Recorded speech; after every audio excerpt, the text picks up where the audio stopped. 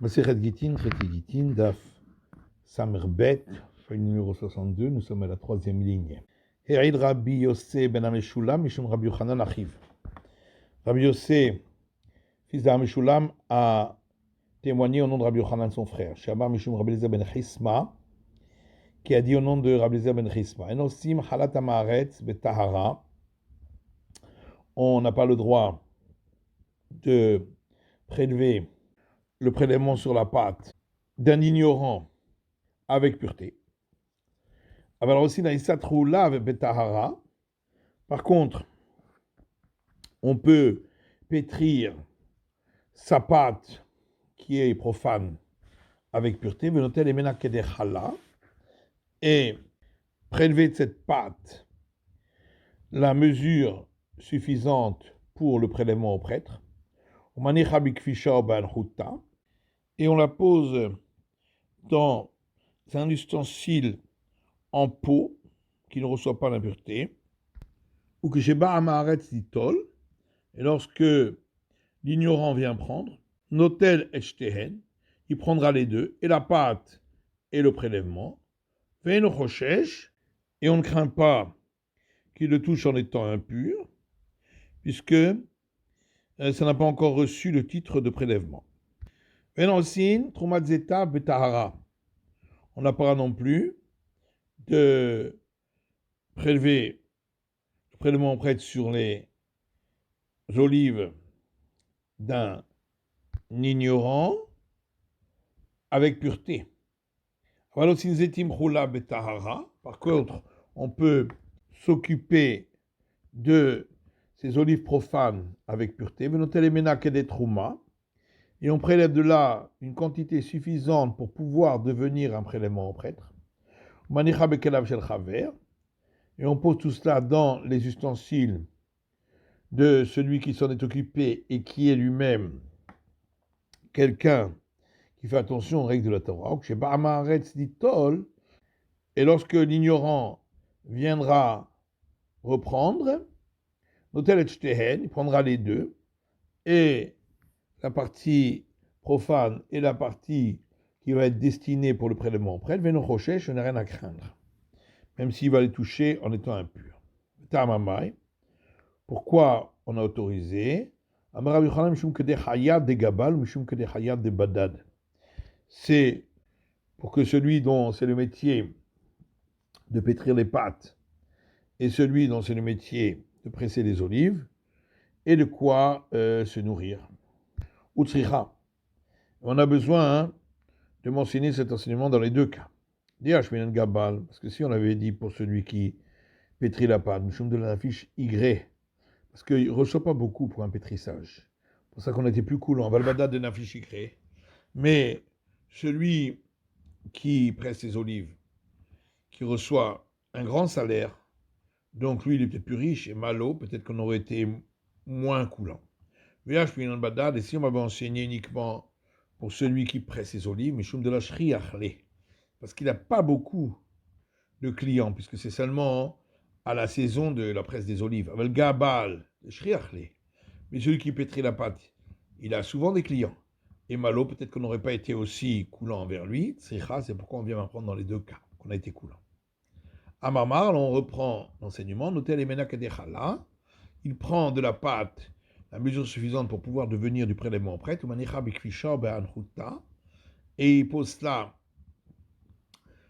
sur un récipient, dans un récipient en pot qui ne reçoit pas l'impureté. Et lorsque l'ignorant vient prendre, l'hôtel et prendra les deux, et il n'y a rien à craindre. Et pourquoi on ne craint pas qu'il va toucher la partie destinée au prélèvement au prêtre?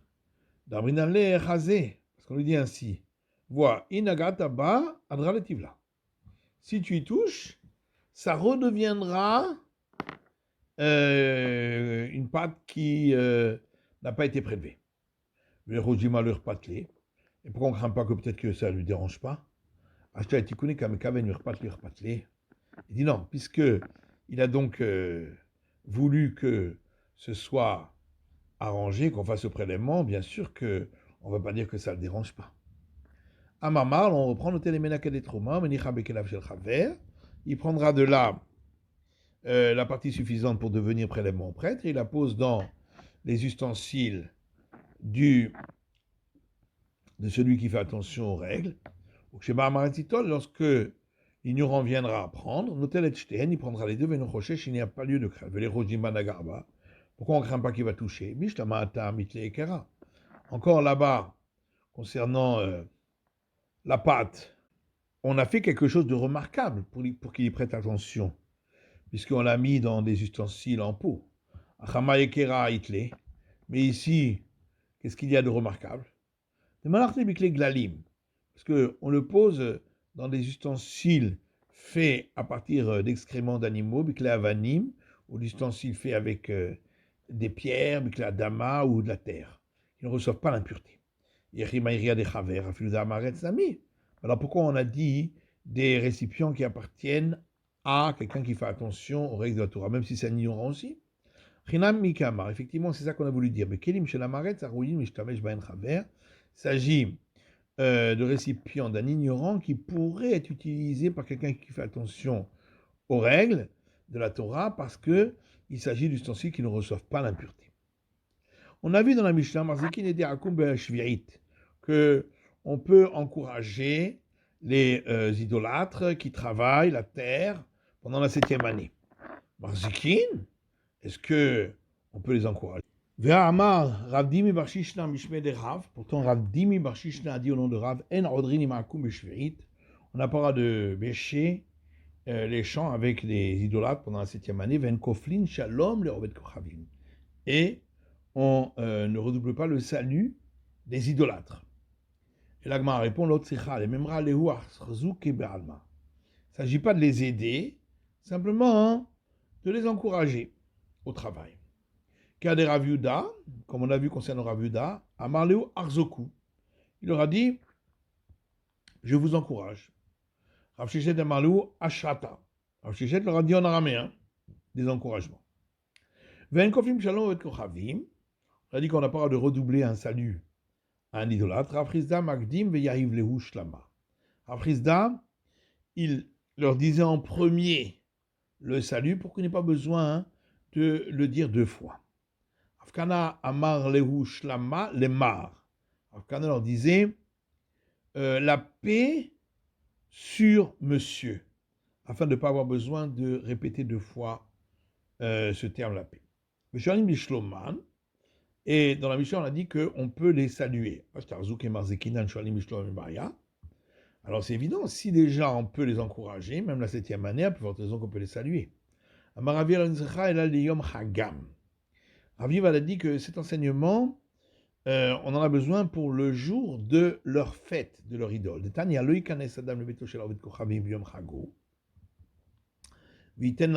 Comme c'est écrit dans une braïta, un homme n'a pas le droit de rentrer dans la maison d'un idolâtre le jour de sa fête, de son idolâtrie, et lui dire la paix, pour ne pas qu'ensuite il aille remercier son idole, que le juif est là le saluer ce jour-là. S'il le rencontre dans la rue, il peut lui dire de manière triste et avec une apparence sérieuse.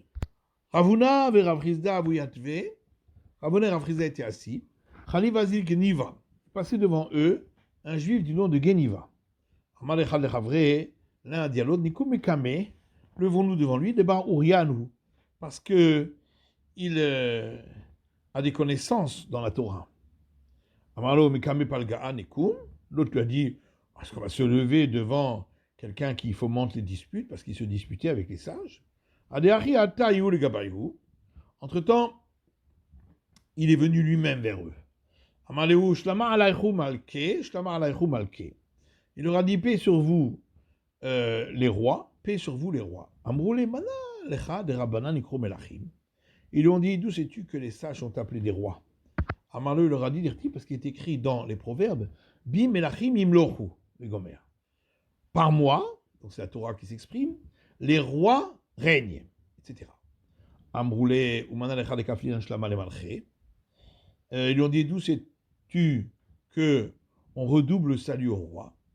Amaléou de Amar Rabbi Damarav, il leur dit parce que Yehuda a dit au nom de Rav, maintenant je confirme sur le Meler, d'où sait-on qu'on redouble le salut à un roi, chez Neymar, parce qu'il est dit dans les chroniques, Verouach Lavshet Amassai, Rosh Hashalishim, et un esprit a revêtu Amassai, le chef des troupes, Vegomer, etc., et on voit qu'il l'a salué David par 2 fois. Amrele Litom Marmidé, ils ont dit ensuite, est-ce que monsieur veut venir goûter quelque chose? Amalehu il leur a dit, Achi Amar Rabbi Damarav, ainsi a dit Rabbi Damarav, Asur lo ladam sheitom klum ad sheiten machal behemto. Un homme n'a pas le droit de goûter quoi que ce soit avant d'avoir donné à manger à son animal, chez Neymar, comme il est dit dans Deutéronome, et je donnerai de l'herbe dans ton champ pour tes animaux. Ensuite, c'est écrit, et tu mangeras et tu te rassasieras. Chapitre suivant, Mishnah. Celui qui dit à un autre, reçois cet acte de divorce-là pour ma femme. Ou amène cet acte de divorce pour ma femme. Ibratza l'arzor yarzor. S'il veut revenir en arrière, tant que l'autre ne l'a pas donné à la femme, il peut revenir en arrière, même dans le premier cas, parce qu'il ne peut pas recevoir l'acte de divorce à la place de la femme s'il n'a pas été nommé par la femme, et donc il est simplement envoyé pour le lui donner. Tant qu'il n'a pas donné, la femme n'est pas divorcée. Aïcha Shamra et Kabel Ligiti. Mais si la femme a dit à quelqu'un, reçois mon acte de divorce à ma place, Imratzal Arzor, lo Yarzor. Lorsqu'il aura reçu l'acte de divorce, si le mari veut revenir en arrière, il ne peut plus parce que la femme est immédiatement divorcée. C'est pourquoi si le mari lui a dit, je ne veux pas que tu reçoives pour elle, et la rolère là, mais amène-lui le guet et tu lui donnes, Imratzal Arzor, Yarzor. Si le mari veut revenir en arrière, il peut parce que la femme n'est pas divorcée tant qu'elle n'a pas encore reçu de guet. Rajba Gomer, Rabban Shimon Gamiel dit, Afa omeret tout ligiti, de même la femme qui dit, prends pour moi mon acte de divorce, Imratzal Arzor lo Yarzor. Ça veut dire reçois pour moi. Et donc, si le mari veut revenir en arrière après qu'il l'a reçu, il ne pourra plus, la femme est déjà divorcée. Gmara. Amar le Ravacha bered de Rav Ivia le Ravashi. Ravacha fils de Rav Ivia dit à Ravashi, Ta'ama de la chavité ihi shliach le Kabbalah. Toute la raison pour laquelle, dans la première partie de la Mishnah, le mari peut revenir en arrière, c'est donc parce que la femme ne l'avait pas nommé, envoyé pour recevoir le guet. Ha chavité ihi shliach le Kabbalah. Par contre, si elle l'avait envoyé pour recevoir le guet, s'il veut revenir en arrière, il ne peut pas. Donc ça voudrait dire que lorsque le mari dit Amen, en vérité, ça veut dire reçois pour elle. La Gmandilo, non, ce n'est pas une preuve. On peut toujours dire que lorsqu'il a dit Amen, ça ne veut pas dire reçois pour elle. Mais alors, qu'est-ce qu'on apprend de cette première partie de la Mishnah? C'est le deuxième cas où il a dit reçois l'acte de divorce pour ma femme qui était nécessaire. On aurait pu croire que puisque le mari ne peut pas nommer un émissaire pour recevoir l'acte de divorce, puisque c'est à la femme de le faire, puisqu'il reçoit à sa place à elle. Donc peut-être qu'il ne serait pas du tout considéré comme un messager du mari. Et même lorsque la femme aurait reçu l'acte de divorce, peut-être que ce n'est pas un acte de divorce. C'est pourquoi on vient m'apprendre que lorsqu'il lui a dit reçoit, ça veut dire amène l'acte de divorce à la femme. Alors on a vu dans notre Mishnah, si la femme a dit reçois l'acte de divorce pour moi, le mari ne peut plus revenir en arrière après qu'il a reçu. N'est-ce pas que on applique ça et dans le cas où le mari lui a dit de recevoir et dans le cas où le mari lui a dit d'amener l'acte de divorce. Malgré tout, c'est comme s'il lui avait dit de le recevoir. Et là, on m'a dit, non, on parle du cas où le mari lui a dit également de recevoir. Et donc, il n'y a pas de preuve d'ici. Tashma, Agmar dit, viens, écoute. La suite de la Mishnah. Le Ferrachim Amarlo Abba Livshi Shetikabella. C'est pourquoi si le mari lui a dit, je ne veux pas qu'elle reçoive, et la holer vetenla, mais amène-lui et donne-lui, Mratzalar Yarzor. S'il veut revenir en arrière, il peut revenir en arrière. Ta Amade Amari Ivshi. Toute la raison pour laquelle il peut revenir en arrière, c'est parce qu'il lui a dit expressément, je ne veux pas que tu reçoives pour elle. Allo Amar Ivshi. S'il n'avait pas dit cela, Imratzalar lo Yarzor. Même lorsqu'il lui a dit de l'amener à la femme, il ne pourra plus revenir en arrière parce que ça veut dire de recevoir pour elle. Je parmi là, Roller qui serait d'ami, donc on a bien une preuve que lorsqu'il dit d'amener, ça veut dire reçoit pour elle. L'Agma répond Dilma beheilach. Peut-être qu'on parle d'un cas où il a dit pas Roller, amen, mais heilach qui veut dire ceci est pour toi. Pshita. Il est évident, dit l'Agmara, Isha veshliach lolacha, qu'un homme peut être nommé messager pour apporter l'acte de divorce, chez Ken Baal Molir Get Liishto, comme on a vu que le mari amène un acte de divorce à sa femme. Veisha Aveshech le Kabbalah.